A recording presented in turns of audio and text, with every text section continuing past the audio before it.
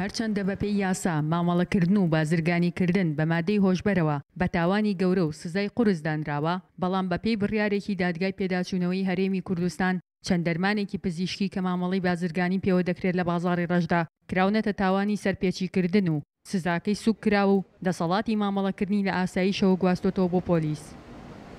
لە 2014 کەسێک گیراوە بە 1000 حەبی ترامادۆڵەوە. محکەمەی تەمیز لەسەر ئەوە هاتە جواب کە 15 ساڵ حکم بووە. ئەڵێ ئەمە قانونی نییە. من پێم سەیرە قانونەکە لەکوێیە؟ خۆیان تەستەکەی ئەو حکمانەیان کردووە. هەستان کردیان بە 240 مخالفە. ئەم ئێستا خەڵکێکی زۆر ڕووی تێکردووە. لە بەدواداچوونێکی پێشووی دەنگی ئەمریکادا دەرکەوت چەند جۆرێک لە دەرمانی پزیشکی لە جۆری ئازارشکێن لە بازاڕی ڕەشدا لە هەرێمی کوردستان بازرگانی پێوە دەکرێت و دەبرێنە ئێران بۆ دروستکردنی مادەی هۆشبەر لە جۆری شیشە و کریستاڵ. ئەو مادانە لە یاسای ژمارە 68 ساڵی 1965 یاسای ڕوبەڕووبوونەوەی مادەی هۆشبەر لە عێراقدا وەک مادەی هۆشبەر باز نەکراوە، بەڵام یاساکە دەسەڵاتی داوەتە وەزیری تەندروستی هەر دەرمانێکی پزیشکی کە وەک مادەی هۆشبەر کاریگەری هەبێت لەسەر مرۆڤ قەدەغە بکات. لە ساڵی 2012ەوە بەپێی بڕیارێکی وەزیری تەندروستی هەرێمی کوردستان خراوەتە ڕیزی مادە قەدەغەکراوەکان لە هەرێمی کوردستاندا. ئەمان بەیانێکی تریانە ناوتیان نابێ وەزیری تەندروستی هەرێم ئەم قرارە دەرکا ئەبێ مەرکەز بێت.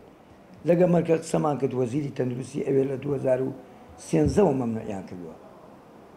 لە وەقاعی عێراقی بڵاوکراوەتەوە بۆشمان نردوون بەڵە فەرمەوە لە عێراق کراوە ئەی ئێوە بۆ هەمواری ناکەنەوە.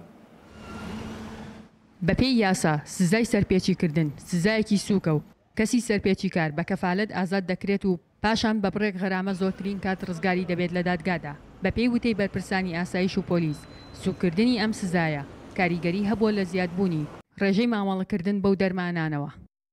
ئەم 240 بۆ مخالفە ئەمەش هاندەری بووە بۆ بڵاوبوونەوەی ئەو جۆرە مادان. جگەل لە دادگای پێداچوونەوە بەرپرسانی ڕوبەڕووبوونەوەی مادەی هۆشبەر لە هەرێمی کوردستاندا گلەیی لە پەرلەمانی کوردستان دەکەن. پرۆژە یاسایەکمان لە پەرلەمانە بۆ دەنگ لەسەر ئەوە نادەن کەشتی زۆر باش تێدایە. پرۆژە یاساکە هاتووە بۆ پەرلەمانی کوردستان و وەکو هەموو سروشتی پرۆژە یاساکانی تر هەواڵەی هەم حکومەتەکرێت بۆ ئەوەی ڕای حکومەت لەسەر ئەم پرۆژە یاسایە بێتەوە. ئەوانیش دەینێرن بۆ ئەنجومەنی شورای هەرێم و دواسەرنجی خۆیان لەسەر پرۆژە یاساکان دەڵێن.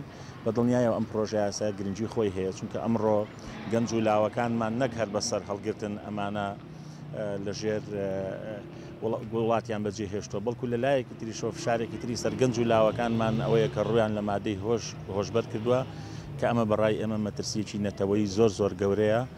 ئێمە دەنگی ئەمریکا هاتینە دادگای سلەیمانی بە مەبەستی وەرگرتنی وتەی دادوەری لێکۆڵینەوەی ئاسایشی سلەیمانی، بەڵام دادوەری لێکۆڵینەوەی ئاسایشی سلەیمانی پێیوتی کە بەپێی فرمانێک هیچ دادوەرێک بۆی نییە لەسەر هیچ بابەتێک لێدوان بۆ دەستگاکانی ڕاگەیاندن بدات.